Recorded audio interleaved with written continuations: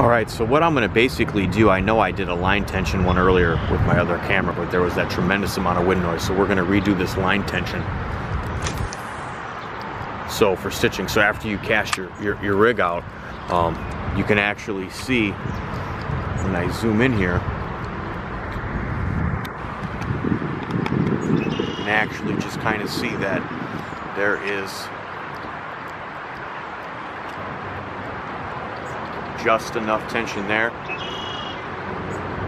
that's keeping that bait in place. That line is almost lying on the water like a fly rod. It really is pretty amazing that it's able to do that. But you know what this bait is doing when you're doing it is it's giving it incredibly natural cadences, especially in this type of a shallow or water area. You know, these fish can detect a flaw in a presentation pretty quick. That combined with the angling pressure makes it tough. And when you do the stitching technique, I mean, you could work it faster or slower, or alternate it.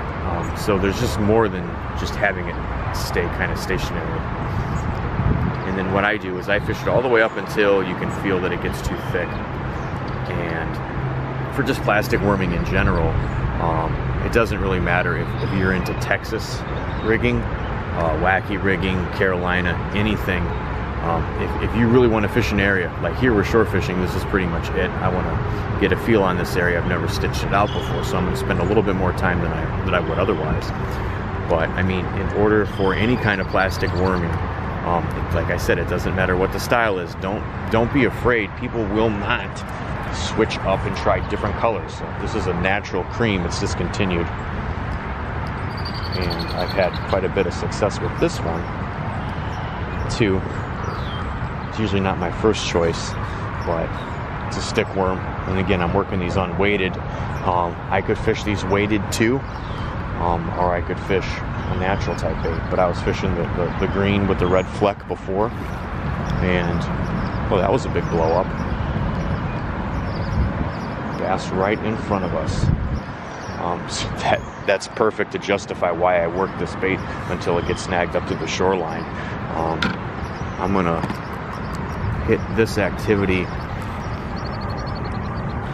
right in front of me. I don't even know if the camera quite caught that, but there was a blow up for a bass right in front of us.